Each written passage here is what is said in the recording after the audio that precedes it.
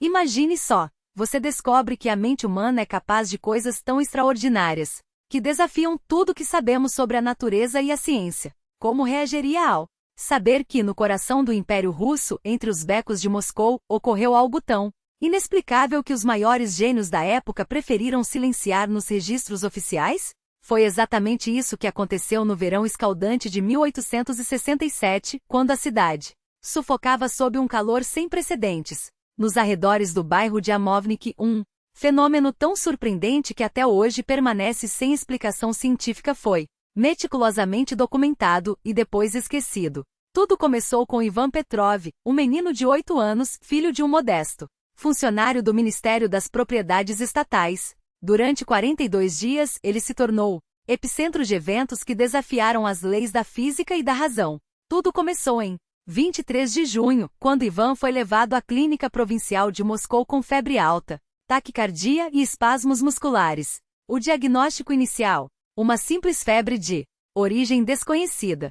Mas o que veio a seguir não tinha nada de simples. No dia seguinte, a temperatura do garoto voltou ao normal, mas algo muito mais perturbador aconteceu. Às 4 da manhã, Ivan acordou falando uma língua que ninguém reconheceu, nem médicos nem enfermeiros. Não era russo nem qualquer idioma europeu ou oriental conhecido. Ele estava lúcido, reconhecia os pais, mas não respondia quando falavam com ele em sua língua materna. Meia hora depois, o fenômeno cessou tão abruptamente quanto começou, e o menino mergulhou em um sono profundo. O caso intrigou tanto que um conselho médico foi convocado. As opiniões divergiram. Um renomado neuropatologista de São Petersburgo sugeriu uma forma rara de histeria. O médico-chefe, Dr. Sokolov, suspeitou de encefalite de causa desconhecida. Outro especialista aventou a hipótese de envenenamento por uma substância desconhecida. Mas o que veio depois deixou até os mais céticos sem palavras. Dentro de uma semana, a palata de Ivan começou a apresentar anomalias impossíveis. Enquanto Moscou queimava sob 28 graus, o termômetro ao lado de sua cama marcava apenas 8. O fenômeno se repetia onde quer que o menino fosse levado. O frio intenso o acompanhava como uma sombra. Os registros médicos são claros. A temperatura do ar cai abruptamente em um raio de 2 metros ao redor do paciente. O mecanismo desse fenômeno é incompatível com as leis conhecidas da física. E não parou por aí. Objetos ao redor de Ivan começaram a alterar seu peso sem motivo aparente. Um copo d'água na mesa de cabeceira de repente ficava tão pesado que parecia feito de chumbo. Horas depois, tornava-se tão leve que mal podia ser segurado, como se estivesse cheio de ar. O professor de física Alexandre Sotoletov, chamado para investigar, ficou estarrecido. Metais em sua presença ganham ou perdem até 70% de sua massa, sem qualquer padrão ou reação química. Isso contraria tudo o que sabemos sobre a matéria. A notícia chegou a Dmitry Mendeleev, o gênio por trás da tabela periódica, que viajou imediatamente a Moscou. Mas ao chegar em 4 de julho, deparou-se com algo ainda mais impressionante. Ivan começou a prever eventos com precisão assustadora. Às 14h30, um homem em uniforme militar virá aqui, anunciou o menino naquela manhã. E pontualmente o coronel Alexei Narikin, parente de um dos médicos, entrou na enfermaria. No dia seguinte, Ivan fez uma previsão que gelou o sangue de todos.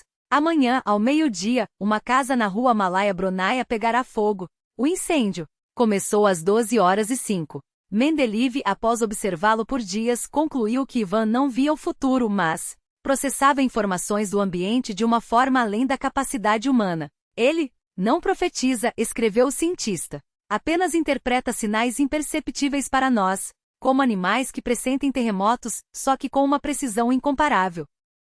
Em poucos dias a história se espalhou por Moscou. Apesar dos esforços para manter sigilo, curiosos de todas as classes, de camponeses a nobres, lotavam a entrada da clínica. Um deles, o príncipe Dmitry Golitsyn, descreveu o encontro. Era um garoto comum, pálido, de olhos cinzentos. Nada em sua aparência sugeria poderes extraordinários. Mas ao entrar na sala, senti um frio cortante, como se estivesse no inverno. E então, sem olhar para mim, ele disse: sua esposa está comprando luvas na Ponte Kuznetsky. Era verdade. Minha esposa, naquele exato momento, estava na loja que ele mencionou. Até que em 17 de julho, algo ainda mais extraordinário aconteceu. Na madrugada do dia 17 de julho, um incidente tão perturbador fez com que os médicos passassem a encará-lo não mais como um caso clínico, mas como um enigma que desafiava as fronteiras da própria razão. Às 3 horas da manhã, Ivan sentou-se abruptamente na cama, os olhos arregalados, fixos em algum ponto além das paredes do quarto. E então de sua boca saiu uma voz que não era sua, grave, áspera, como se emergisse das profundezas de um poço secular. As palavras fluíam em um idioma desconhecido, ritmadas e precisas, enquanto a enfermeira de plantão, paralisada de terror, tentava registrar foneticamente aquilo que ouvia. Não era russo, não era latim, não se assemelhava a nada que já tivesse escutado. Ao amanhecer, o manuscrito trêmulo da enfermeira foi levado ao professor Fyodor Ivanovich Abuslaio, eminência da filologia clássica na Universidade de Moscou. Erudito empalideceu ao analisar as anotações. Isso não é grego clássico, declarou. Após horas de estudo. É um dialeto tesálico do século V a.C., usado exclusivamente em círculos iniciáticos da região. E o mais surpreendente, o texto é um fragmento de um tratado filosófico desconhecido que discute o tempo não como uma linha, mas como uma substância maleável, algo que pode ser dobrado e desdobrado como um pergaminho. A ideia era revolucionária, até herética para os padrões da antiguidade. Buslaio, homem de ciência e método, não encontrou explicação.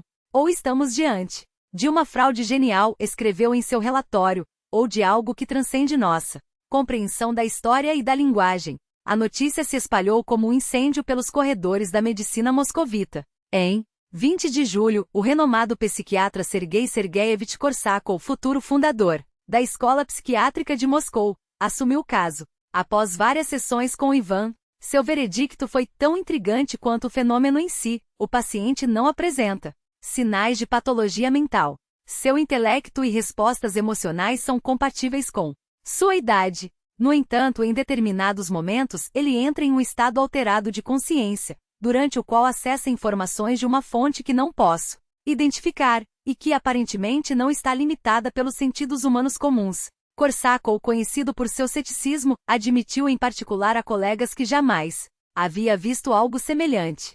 Não é histeria. Não é epilepsia.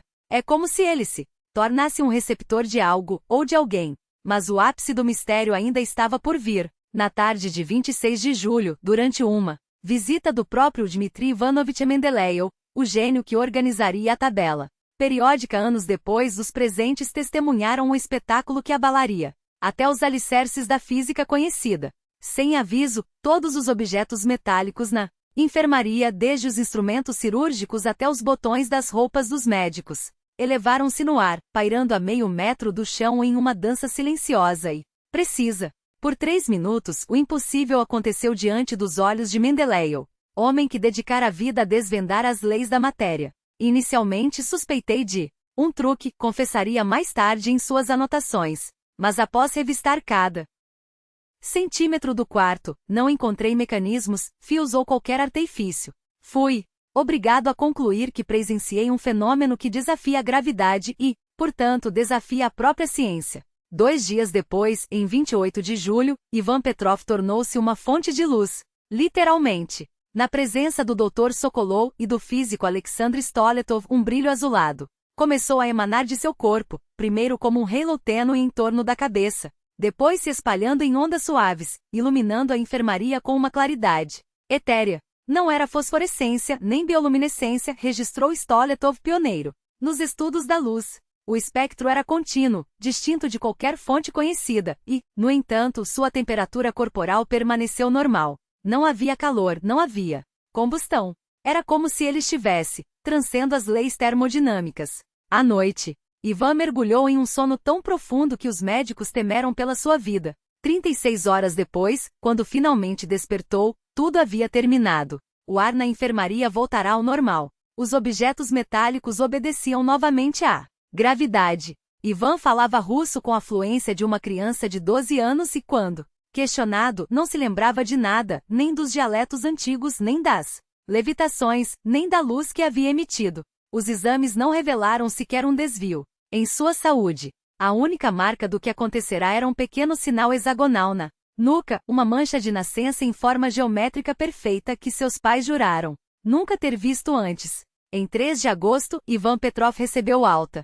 O relatório final do Dr. Sokolov foi tão evasivo quanto revelador. Diagnóstico indeterminado. Os fenômenos observados não correspondem a nenhuma patologia conhecida. Recomenda-se acompanhamento periódico, embora a natureza do caso escape aos parâmetros médicos atuais. Mas a história de Ivan não terminaria ali. Nos meses seguintes, sua família desapareceu dos registros moscovitas como se engolida pela terra. Arquivos da Igreja de São Nicolau, em Chamovnik, indicam que os Petrov mudarão-se para São Petersburgo em setembro de 1867. Lá, o pai de Ivan, Nikolai, foi promovido a um cargo de destaque no Ministério dos Domínios Estatais, uma ascensão suspeitamente rápida para um funcionário até então obscuro. O que aconteceu com Ivan após isso é um vazio documentado. Nenhuma escola, nenhuma universidade, nenhum registro oficial menciona seu nome na capital imperial. Até que em 1901, o professor Stoletov, agora uma lenda da física russa, fez uma referência críptica em suas memórias. O menino de Chamovnik foi colocado sob vigilância especial por ordem de altas autoridades. Nada mais. Nenhum detalhe.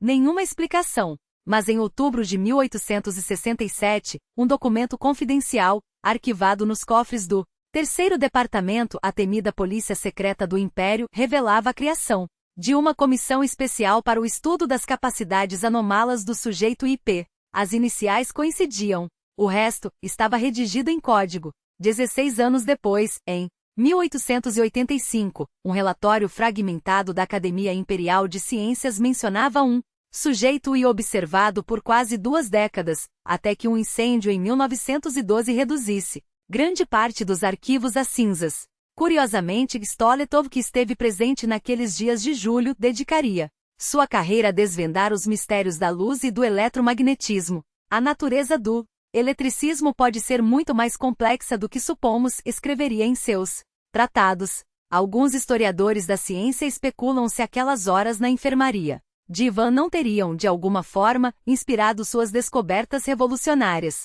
Mendeleev, por sua vez, jamais falou abertamente sobre o caso, mas em suas anotações pessoais encontradas póstumamente há uma frase sublinhada: existem forças que a química ainda não nomeou. Em sua correspondência privada com colegas, Mendeleev ocasionalmente fazia referência ao episódio moscovita como um exemplo daqueles fenômenos que colocam em xeque a completude de nosso entendimento sobre as leis físicas. Mas em seus trabalhos científicos oficiais jamais citou o caso. Nos arquivos do Hospital Provincial de Moscou, no entanto, sobreviveu um documento intrigante, uma carta do Dr. Sokolov, endereçada a um confrade e datada de 1872. Nela, o médico confessava, com frequência cada vez maior, retorno em pensamento àquele evento extraordinário do qual fui testemunha há 5 anos. Quanto mais reflito sobre ele, mais me convenço de que nos deparamos com algo que transcende os limites de nossa compreensão. Às vezes, especulo se tais capacidades não estariam adormecidas em cada ser humano, manifestando-se plenamente apenas em poucos eleitos. Se for assim, a ciência está à beira de horizontes que nem ousamos sonhar. 30 anos depois, em 1897, um artigo anônimo intitulado Sobre as Anomalias Psicofísicas em Crianças foi publicado no obscuro Boletim de Física Experimental e Medicina. O texto descrevia com precisão perturbadora o caso de Ivan Petrov, incluindo detalhes jamais divulgados ao público. A identidade do autor permanece um enigma, mas as evidências sugerem que se tratava de alguém com acesso privilegiado aos registros confidenciais daqueles dias. Nas páginas finais, uma advertência sombria: o caso IP não é isolado. Nos últimos 30 anos, documentei 12 ocorrências semelhantes em diferentes regiões do Império Russo. Sempre crianças entre 7 e 9 anos, cujas habilidades de telecinese e clarividência surgiam e desapareciam tão subitamente quanto uma faísca na escuridão.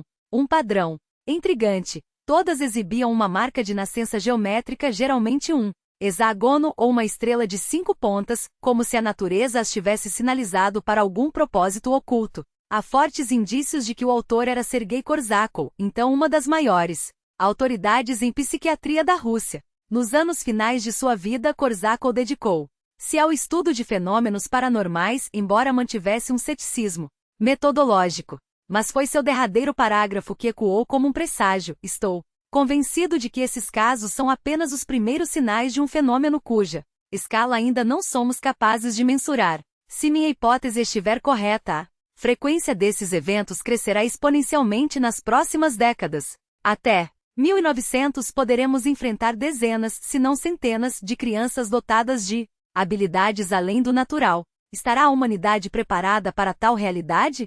Estará a ciência disposta a confrontar o que desafia os alicerces de seu próprio conhecimento? O caso de Ivan Petrov poderia ter se perdido nas páginas empoeiradas dos arquivos médicos russos não fosse um detalhe inquietante. Em 1915, no auge da Primeira Guerra Mundial, o Estado-Maior do Exército Imperial Russo criou uma divisão secreta, oficialmente designada como Unidade Especial para Estudo de Métodos Não Convencionais de Impacto sobre o Inimigo. Seu comandante? O general-major Ivan Nikolaevich Petrov, mesmo nome patronímico do menino dos cortiços. Os arquivos da unidade foram quase totalmente destruídos durante a Revolução de 1917, mas fragmentos sobreviventes revelam experimentos com bioenergética à distância e modulação de campos gravitacionais, fenômenos que espelhavam de maneira assombrosa as manifestações observadas no pequeno Ivan quase meio século antes. Seriam o mesmo homem?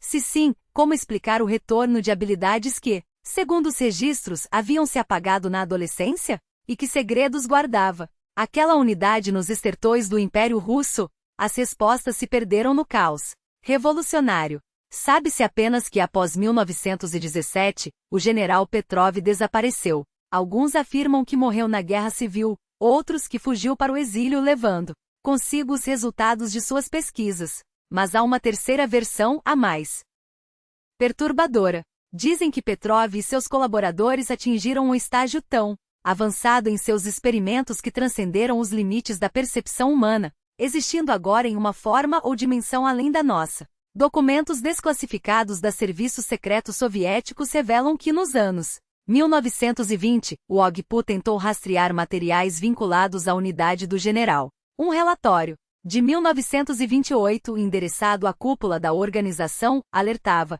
fontes confiáveis indicam que em círculos de emigrados russos em Praga, opera um grupo de ex-integrantes da Unidade Especial de Petrov.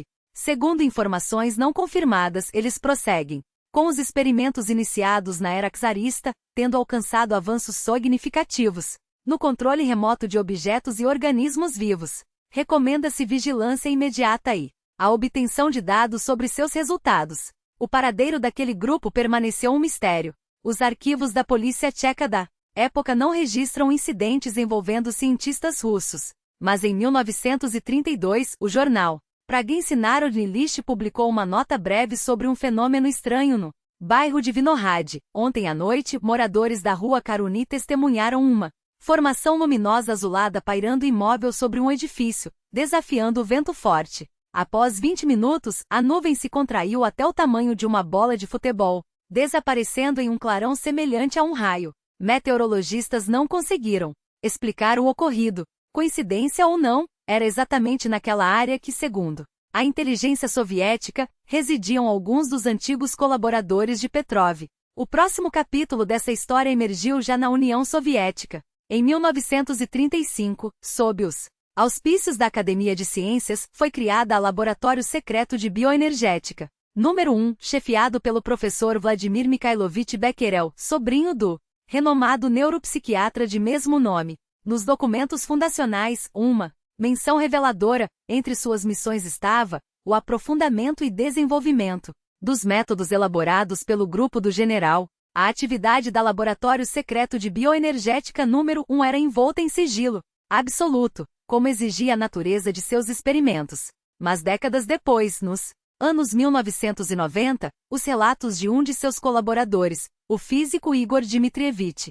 Smirnov, vieram à tona, revelando um mundo de pesquisas que desafiavam os limites da ciência conhecida. Em suas memórias, Smirnov descreve com precisão cirúrgica os experimentos conduzidos ali, manipulação remota de objetos pela força do pensamento, alterações localizadas em campos gravitacionais e eletromagnéticos, mediante intervenção bioenergética, e fenômenos que beiravam o sobrenatural. Trabalhávamos com crianças cujas habilidades transcendiam qualquer explicação convencional, escreveu ele. Crianças entre 7 e 9 anos, todas marcadas por um detalhe intrigante, uma mancha congênita na nuca ou atrás da orelha, sempre em formato de um padrão geométrico perfeito, na maioria dos casos, um hexágono regular. Chamávamos elas de marcadas, confessou Smirnov. Suas capacidades lembravam as descritas nos arquivos do general Petrov: telecinese, controle térmico do ambiente, levitação de objetos, premonições de eventos imediatos.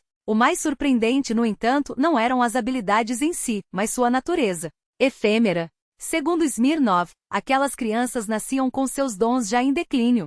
As habilidades manifestavam-se por algumas semanas, às vezes meses, e então desapareciam tão subitamente quanto haviam surgido. Era como se uma janela se abrisse em suas mentes, apenas para se fechar novamente, relatou. O professor Becquerel desenvolveu uma teoria ousada para explicar o fenômeno. Todos os seres humanos possuíram, em algum momento de sua evolução, essas capacidades latentes, mas mecanismos de proteção psicológica as suprimiram ao longo do tempo. Nas crianças marcadas, esses mecanismos falhavam temporariamente, permitindo que o potencial adormecido viesse à tona até que a defesa mental se reestabelecesse, selando-o novamente. O destino da laboratório número 1, no entanto, foi tão trágico quanto o das crianças que estudava. Em 1937, no auge das grandes purgas, Becquerel e quase toda sua equipe foram presos sob acusação de atividades subversivas e espionagem a serviço de potências estrangeiras. Os documentos do laboratório foram confiscados pela NKVD e, segundo registros oficiais, destruídos. Mas a história não terminou ali. Arquivos do KGB abertos nos anos 1990 revelaram pistas de que as pesquisas continuaram, desta vez sob o codinome Projeto Actan, conduzido em um instituto ultrasecreto nos Urais entre 1941 e 1945. O homem escolhido para liderar essa nova fase foi Dmitry Sergeyevich Loginov, físico, especializado em campos eletromagnéticos e ex-colaborador do renomado acadêmico Abram Ioff. Sua transferência para os Urais não foi casual. Uma nota assinada por Lavrenti Beria, dirigida a Stalin em julho de 1941, deixava claro o caráter urgente da missão. Camarada Stalin, julgo imperativo acelerar os trabalhos do projeto Actan. Há indícios de que os alemães desenvolvem pesquisas similares. Caso consigam criar uma arma baseada em princípios bioenergéticos, as consequências serão catastróficas. Nossos cientistas garantem que, com recursos adequados, poderão obter resultados práticos em um ano. O projeto recebeu prioridade máxima e financiamento ilimitado. Os relatórios fragmentados que sobreviveram ao tempo revelam uma abordagem em 3 frentes. A primeira, a identificação e estudo de crianças com habilidades paranormais, ainda chamadas de marcadas, agora espalhadas em número crescente pelo território soviético. A segunda, o desenvolvimento de um dispositivo capaz de amplificar essas habilidades. E a terceira, a mais ambiciosa, a tentativa de ativar artificialmente capacidades latentes em indivíduos comuns. Um relatório de dezembro de 1943, em particular, anuncia um avanço revolucionário: a descoberta de uma correlação direta entre as habilidades paranormais e áreas específicas do cérebro, normalmente inativas em pessoas sem os marcadores congênitos. Observamos que, no momento em que as crianças marcadas manifestam suas habilidades, há um pico de atividade na região parieto-temporo-occipital do córtex cerebral, detalha o documento. Essa área forma um triângulo equilátero cujos vértices correspondem a 3 pontos precisos, e incrivelmente a conexão entre eles reproduz o mesmo padrão geométrico das manchas de nascença. O relatório descreve ainda um protótipo batizado de amplificador bioenergético, uma estrutura complexa de bobinas metálicas, geradores de alta frequência e cristais de quartzo, cultivados por métodos não convencionais. Os testes preliminares sugeriam que o dispositivo poderia, sim, reativar temporariamente as habilidades das crianças marcadas mesmo após seu desaparecimento natural. O efeito, no entanto, dura apenas alguns minutos, seguido por um esgotamento físico extremo, advertiam os pesquisadores. São necessários estudos adicionais para prolongar a ativação e mitigar os efeitos colaterais. Em janeiro de 1944, o projeto Actan foi abruptamente interrompido. Nenhum documento explica o motivo. Sabe-se apenas que a maioria dos cientistas envolvidos foi realocada para o programa da bomba atômica e que Dmitry Lozhinov desapareceu. Sem deixar rastro, seu nome foi apagado de todos os registros da época. Mas como um eco persistente, a pesquisa ressurgiria anos depois, desta vez sob a luz tênue da Ottepel, degelo, Khrushcheviana. Em 1957, o projeto foi reativado com um novo nome, Molnia Relâmpago. E quem assumiu seu comando foi ninguém menos que Nikolai Alexandrovich Kozyrev, astrônomo cujas teorias sobre a natureza do tempo já o haviam tornado uma figura controversa e, para alguns, visionária. Os relatórios do projeto eram categóricos. No contínuo espaço temporal, nossos detectores registram que, ao redor dos sensitivos, forma-se uma zona peculiar de distorção espaço-temporal. Não era uma anomalia grosseira passível de ser capturada por instrumentos convencionais, mas uma sutileza tão precisa quanto letal, suficiente para explicar fenômenos como telecinese ou levitação sem recorrer a forças misteriosas. O sensitivo não empurrava o objeto com a mente, ele reconfigurava as propriedades do espaço-tempo em torno dele, como se dobrasse a própria trama da realidade para que o objeto se movesse por inércia cósmica. Mas foi um relatório de maio de 1959 que deixou os pesquisadores em estado de choque. Nele, descrevia-se um experimento com um menino de 12 anos, identificado apenas como Sergei K., seu sobrenome, convenientemente omitido. Sergei carregava uma marca distintiva, uma mancha de nascença em formato de hexágono na nuca, como um selo de algo que transcendia o humano. Suas habilidades iam além da telecinese, pirocinese espontânea, ignição de objetos pela vontade, vislumbres de eventos distantes. Naquela sala blindada, isolada de qualquer interferência eletromagnética, colocaram diante dele um cubo de metal de 1 quilograma. Movimente o ordenaram. Os detectores estremeceram quando o cubo começou a deslizar. Mas o que aconteceu 30 segundos depois desafiou até mesmo os cientistas mais céticos. O objeto não apenas cruzou a mesa, desapareceu.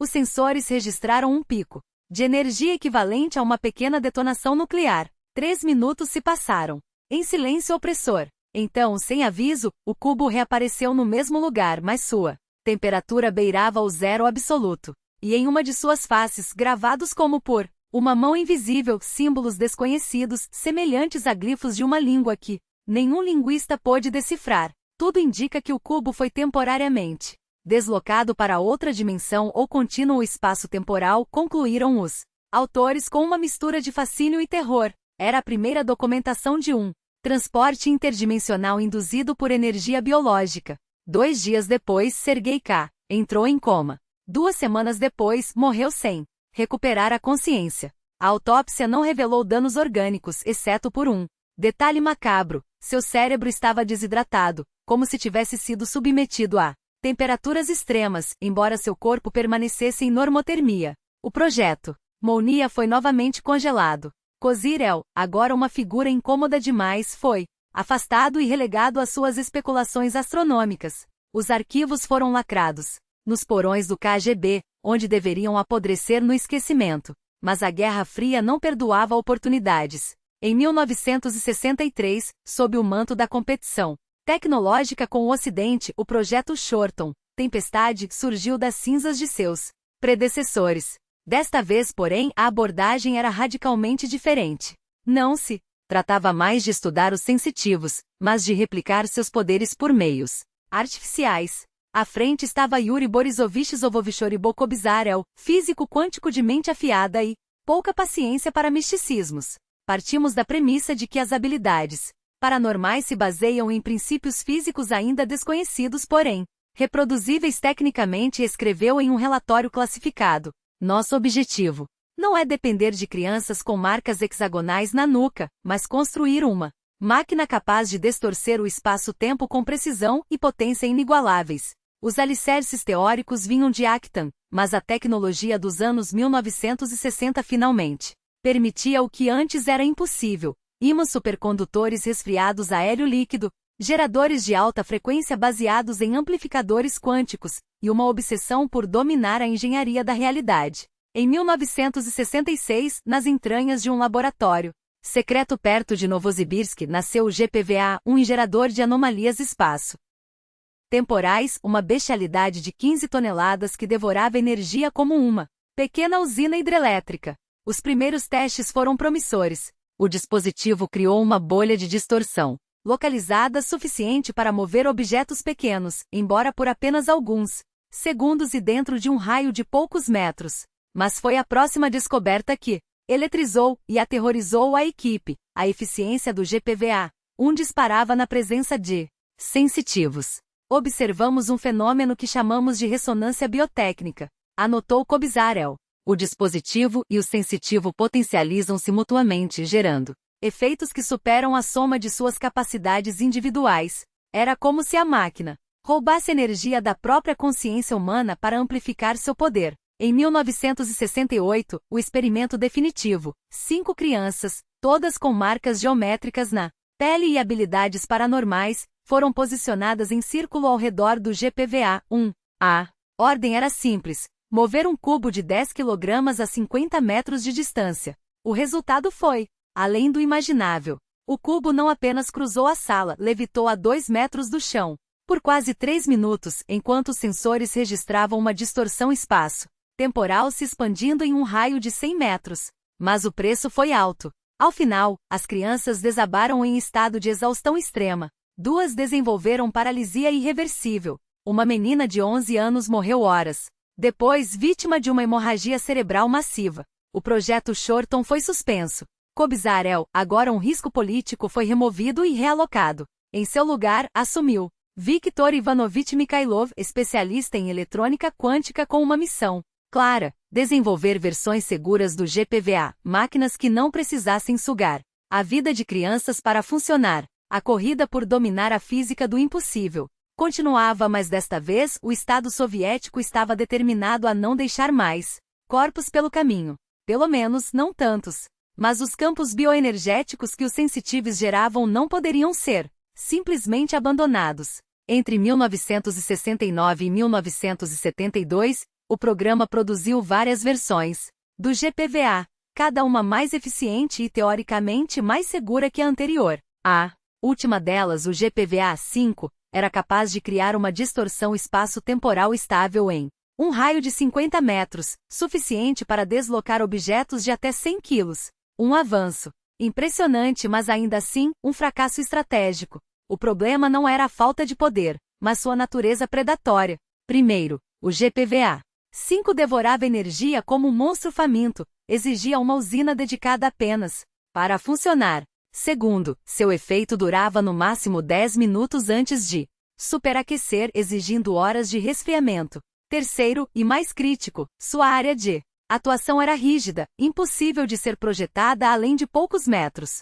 Para os militares, era como ter um canhão que só atirava para trás. Eles queriam algo capaz de dobrar a realidade a distâncias de centenas, melhor, milhares de quilômetros, com consumo energético mínimo e operação contínua. A solução? Voltar às raízes do problema, mas desta vez sem repetir os mesmos erros. Se as crianças sensitivas eram a chave, mas seu uso era eticamente insustentável e logisticamente arriscado, por que não recriar suas capacidades em adultos? Relatórios classificados da época revelavam uma verdade perturbadora: 2% da população adulta carregava o potencial latente para desenvolver habilidades paranormais. Os mesmos padrões de atividade cerebral observados nos sensitives infantis apareciam nesses indivíduos, embora em escala reduzida.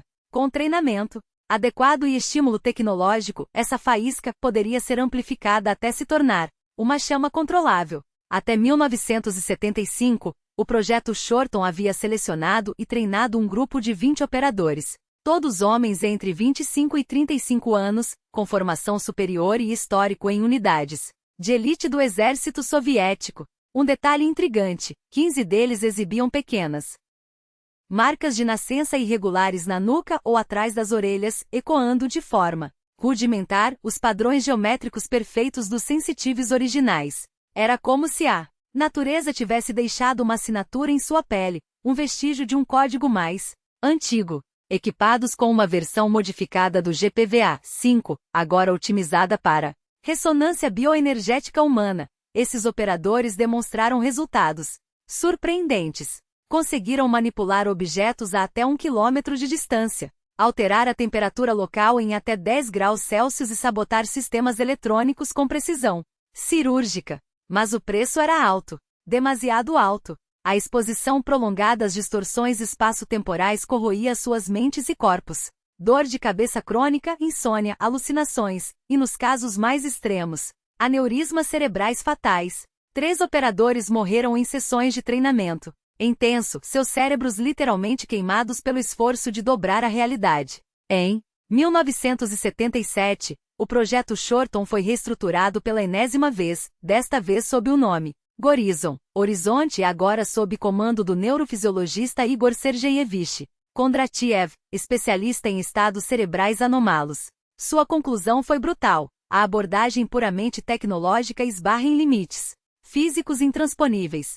O cérebro humano, afinal, ainda era o gerador mais eficiente de anomalias espaço-temporais já descoberto, mas seu potencial só poderia ser explorado se fosse possível domá-lo sem destruí-lo. Sob sua liderança, o Gorizon abandonou a obsessão por máquinas e voltou-se para a biologia pura. Desenvolveu-se um programa de treinamento integrado, meditação avançada, exercícios bioenergéticos e o uso de um novo dispositivo, o BR, Bioenergetischem Resonator, ou ressonador bioenergético, uma versão miniaturizada do GPVA-5 projetada não para criar distorções, mas para amplificar e direcionar a energia mental do operador. Até 1980, os resultados eram promissores, mas ainda aquém do sonho militar. Os novos operadores conseguiam visão remota, embora distorcida por ruídos mentais, psicocinese limitada, apenas em objetos pequenos, e até leitura superficial de pensamentos, restrita a emoções e imagens vagas, inúteis para a inteligência estratégica. O problema persistia: a natureza não gosta de ser forçada. Quanto mais se empurravam os limites da mente humana, mais ela resistia. E então veio a década perdida. Com a economia soviética em colapso e a perestroika drenando recursos, o Gorizon foi abandonado à própria sorte. Os militares, desiludidos, redirecionaram verbas para armas convencionais. Parecia que a saga iniciada com Ivan Petrov em 1867 finalmente chegava ao fim, até que em 1986, um incidente em uma pequena cidade ucraniana reacendeu a chama. Em Perevalsk, região de Voroshilograd, hoje Luz, um menino de 8 anos, chamado Alexei Salchenko, começou a exibir fenômenos idênticos aos de Petrov um século antes. Objetos se moviam sozinhos em sua presença, a temperatura caía. Repentinamente, luzes estranhas pulsavam sem fonte aparente. E como um selo de autenticidade, na sua nuca havia uma marca de nascença em formato de hexágono. Perfeito, a mesma geometria sagrada dos sensitives originais. Médicos locais, alheios aos arquivos secretos de Moscou, ficaram perplexos. Mas a notícia vazou. Em questão de dias, uma equipe de cientistas ligados ao Gorizon desembarcou em Perevalsk. Por 2 semanas, o menino foi submetido a testes exaustivos. Depois, ele e sua família desapareceram. Oficialmente foram realocados para um Naukograd, cidade científica perto de Novosibirsk, onde o pai de Alexei teria recebido um emprego em uma instalação classificada. Mas testemunhas juram que antes da partida os pais estavam visivelmente abalados, evitando contato com vizinhos, enquanto o menino parecia aterrorizado. Nos arquivos parcialmente desclassificados do KGB dos anos 1990, há uma menção enigmática a um grupo de pesquisa chamado Fênix, criado em 1986 com um objetivo claro: estudar o ressurgimento de fenômenos paranormais em crianças. À frente do projeto estava Valery Dmitrievich Zaporozhets, neurofisiologista que já havia participado do infame Projeto Horizonte, aquele mesmo que, segundo rumores, teria levado à morte de pelo menos 3 pesquisadores em acidentes laboratoriais durante experimentos com telepatia induzida. Os poucos documentos que sobreviveram à censura revelam uma descoberta perturbadora. A partir de 1985, em todo o território soviético começou a nascer uma geração de crianças marcadas por manchas congênitas em padrões geométricos precisos, círculos concêntricos, espirais, linhas entrelaçadas. Não eram simples marcas de nascença. Eram sinais. E seu número crescia em progressão exponencial. Se em 1985 eram dezenas, em 1990 já se contavam aos milhares. Estamos diante de uma onda de mutações sem precedentes, escreveu Zaporozhets em um relatório classificado como acesso restrito somente para o Comitê Central. Essas mutações não se limitam à pele. Exames de ressonância magnética revelam anomalias estruturais na junção temporo-parieto-occipital do córtex cerebral, a mesma região associada a experiências místicas, sinestesia e, segundo nossos dados, a manifestação de habilidades paranormais. A hipótese do cientista era gelada. Algo havia alterado essas crianças. Ainda no útero. Algo externo, sistemático, quase deliberado. Entre as possibilidades levantadas por Zaporozhets estavam a radiação de Chernobyl. Embora as datas não coincidissem perfeitamente, fenômenos atmosféricos não registrados, ou, o mais aterrador, o efeito colateral de um experimento soviético anterior. Afinal, o projeto Horizonte não havia sido encerrado por acaso. Ele havia falhado. E se, em vez de falhar, tivesse sucedido além do previsto? Mas o verdadeiro pesadelo estava nos dados comportamentais. As habilidades dessas crianças não seguiam os padrões conhecidos. Nos casos documentados nas décadas de 1970 e 1980, os fenômenos paranormais em crianças surgiam por volta dos 8 ou 9 anos, eram instáveis, esgotavam o organismo e, na maioria das vezes, desapareciam. Na adolescência, essas novas crianças eram diferentes. Suas habilidades emergiam aos 5, 6 anos e não desapareciam. Pior, eles evoluíam. Um trecho do relatório, grifado a vermelho, é particularmente revelador. A criança MK, 6 anos, Svedlos, demonstra controle telecinético sobre objetos de até 50 kg e capacidade de ignição espontânea à distância sem sinais de fadiga física ou mental. Ao contrário dos sujeitos anteriores, suas habilidades são precisas, repetíveis e, o mais alarmante, parecem aprender com o uso. Zaporozhets foi categórico. Não estamos lidando com uma anomalia. Estamos lidando com uma nova espécie. E então veio 1991.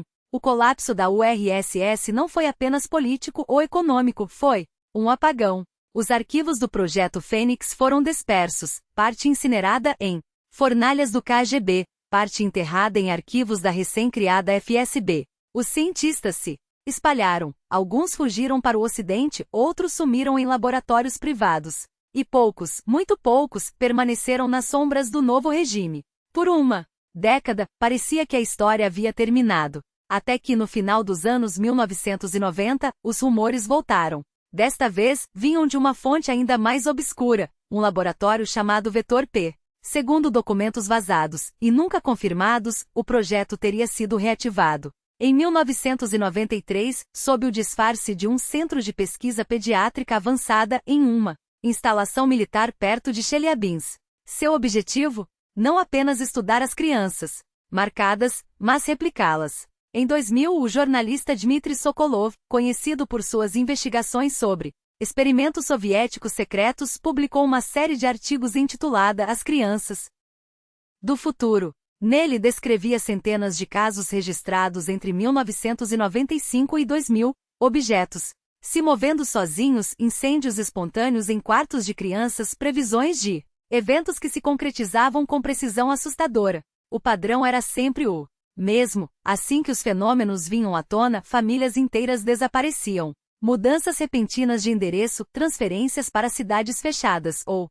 simplesmente, o vazio. Nenhum rastro. Nenhuma explicação.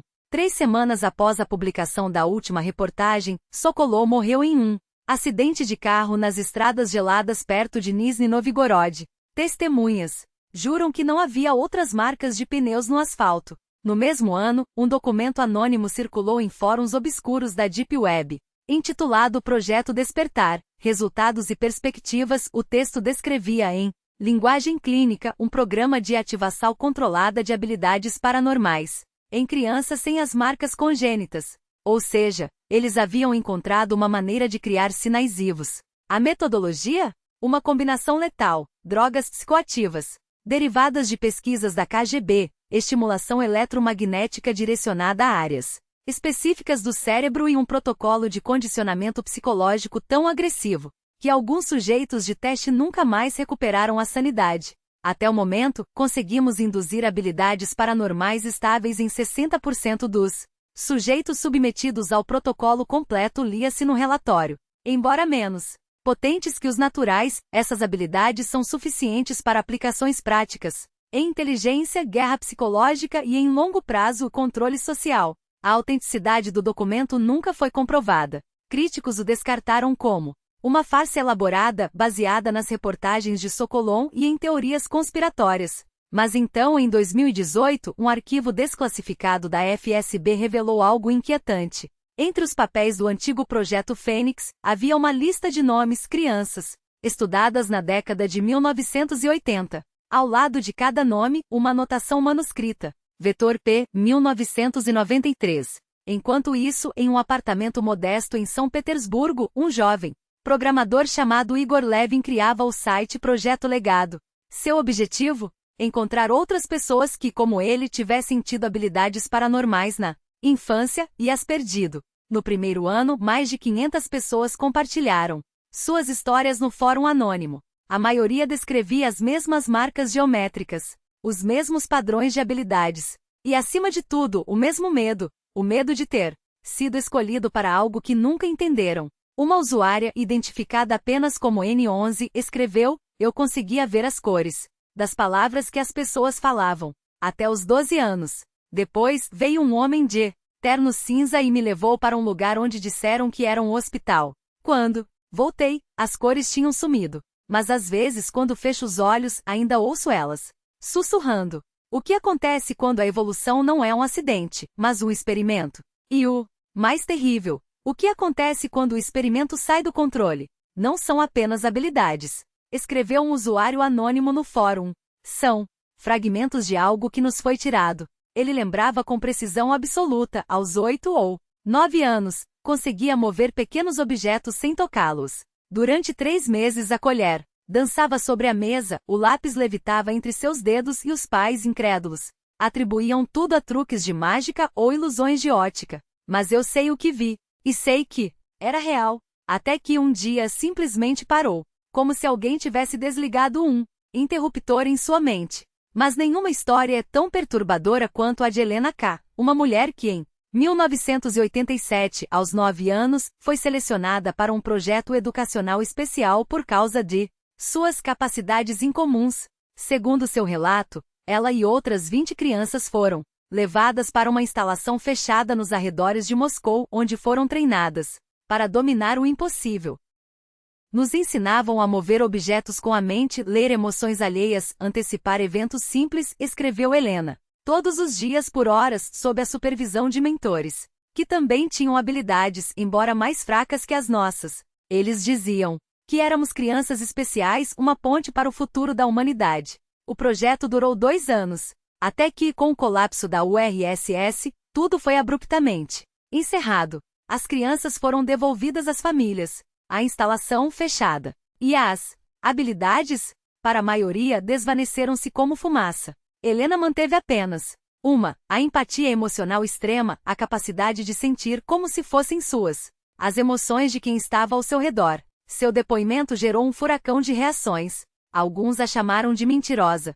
Outros juraram ter ouvido falar de escolas secretas para crianças dotadas. Helena, porém, nunca forneceu provas concretas. E depois de postar sua história, sumiu do fórum para sempre. Em 2000, o site Projeto Legado, o mesmo que abrigava aqueles relatos, desapareceu da internet. O domínio expirou. Igor Levin, seu criador, evaporou. Seu telefone foi desativado.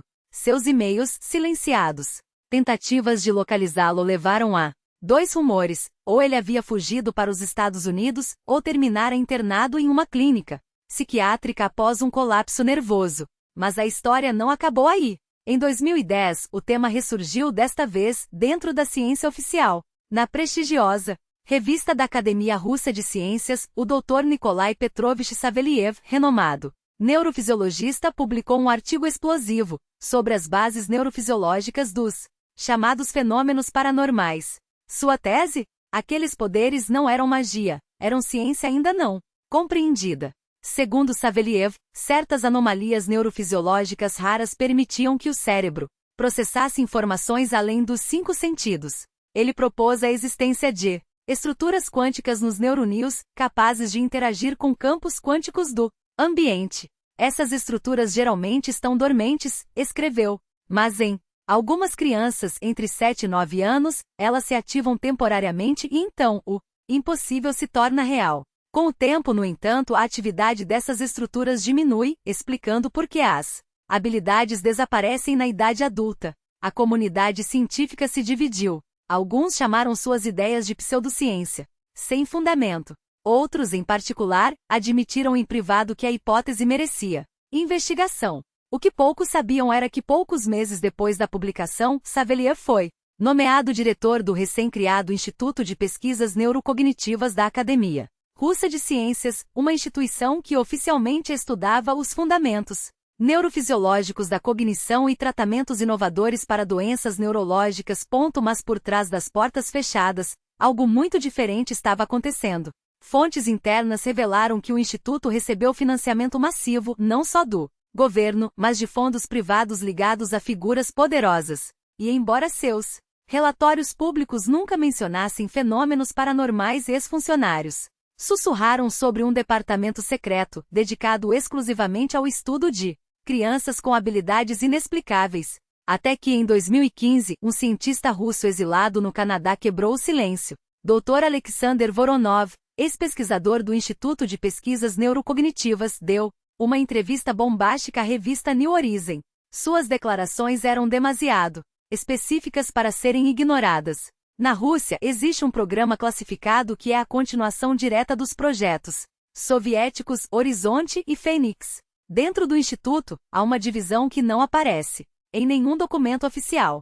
Lá, eles trabalham com crianças selecionadas em todo o país com base em marcadores fisiológicos específicos, manchas de nascença incomuns, padrões cerebrais atípicos detectados em ressonâncias magnéticas. O mais chocante? O número dessas crianças estava crescendo exponencialmente. No início dos anos 2000, éramos centenas. Em 2015 já éramos milhares, revelou Voronov. E suas habilidades estão se tornando mais fortes e estáveis. Não é um fenômeno isolado. É um salto evolutivo. Uma nova variedade de humanos está surgindo, pessoas capazes de fazer coisas que até pouco tempo atrás considerávamos impossíveis. Ele foi além, não somos os únicos. Isso está acontecendo no mundo todo. A diferença é que aqui, eles estão rastreando, estudando e possivelmente controlando esses casos. Voronov também afirmou que os pesquisadores haviam descoberto o mecanismo por trás dos fenômenos, processos quânticos nos neuroníons, permitindo que a consciência interagisse diretamente com a realidade física em nível quântico. Essas crianças não violam as leis da física, explicou. Elas simplesmente utilizam aspectos da realidade que a ciência ainda está começando a entender. A mecânica quântica já reconhece que o observador influencia o resultado de um experimento. Essas crianças conseguem alterar funções de onda probabilísticas de forma consciente, produzindo efeitos macroscópicos, telecinese, previsão de eventos, até a manipulação de campos eletromagnéticos.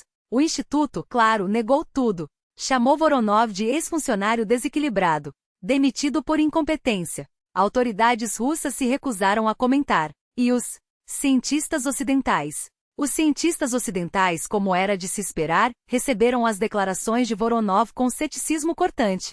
Falta de evidências empíricas, repetiram em coro. Como se a história da ciência não estivesse repleta de fenômenos inicialmente descartados como impossíveis, da eletricidade aos micro-organismos. Mas aqui está o detalhe intrigante. Enquanto as instituições se apegavam ao dogma, o mundo real começou a apresentar sinais inquietantes.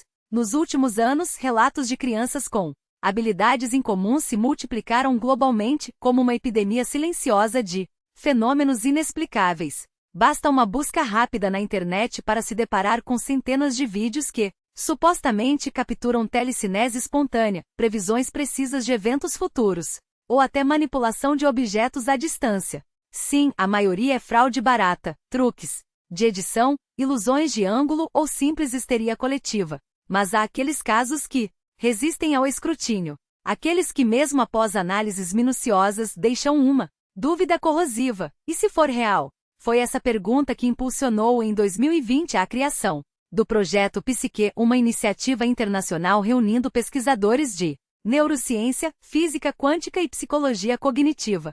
Seu objetivo? Documentar, testar e, acima de tudo, quantificar os fenômenos psi em crianças. Desenvolvemos uma plataforma anônima onde pais e responsáveis podem relatar comportamentos anômalos em seus filhos, além de protocolos de teste remoto que eliminam vieses experimentais, explica o neurocientista David Shen, coordenador do projeto. Nos primeiros 12 meses, recebemos 3.142 relatos de 64 países. Após filtrar fraudes óbvias e casos explicáveis por psicologia ou física convencional, restaram 417 registros que desafiam qualquer interpretação tradicional. Destes, 30 crianças foram submetidas a baterias de testes controlados, e os resultados foram estarrecedores. Em 22 casos, a probabilidade de os resultados serem fruto do acaso era inferior a 0,001%. Estamos falando de crianças que, sob condições rigorosas, adivinhavam sequências numéricas geradas aleatoriamente, moviam objetos leves em ambientes isolados ou descreviam eventos distantes com precisão cirúrgica. Os padrões são reveladores. A maioria dos casos envolve crianças entre 6 e 10 anos, muitas com marcas de nascença típicas, especialmente na nuca ou atrás das orelhas, como se fossem uma assinatura biológica do fenômeno.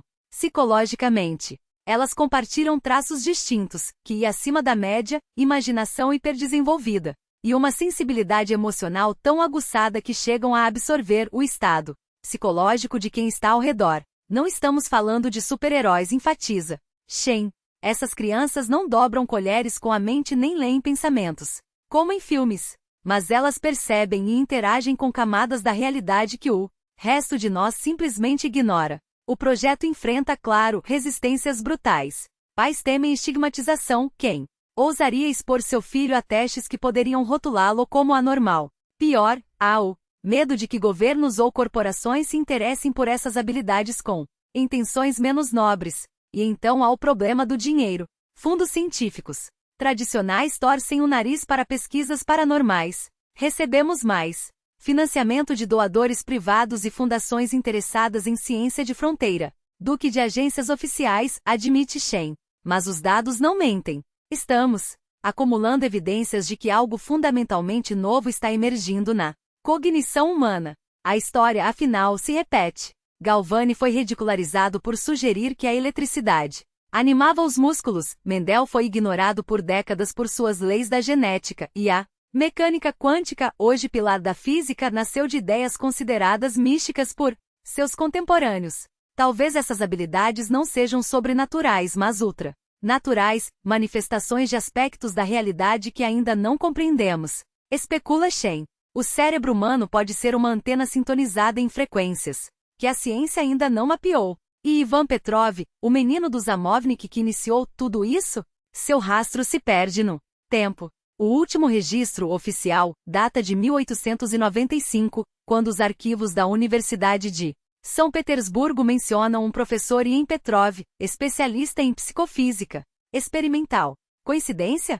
Talvez. Mas há quem jure que Petrov viveu até 1952. Morrendo aos 93 anos após passar décadas estudando, e dizem dominando, os fenômenos que o tornaram lendário.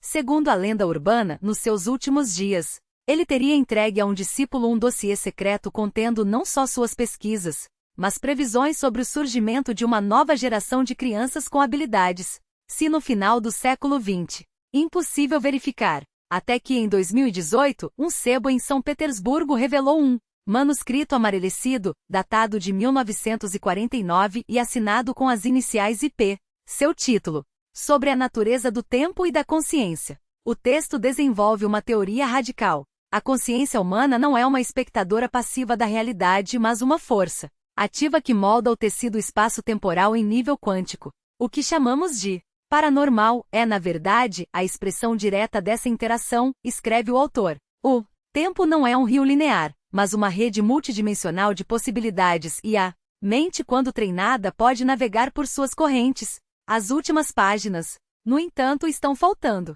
como se alguém as tivesse rasgado propositalmente.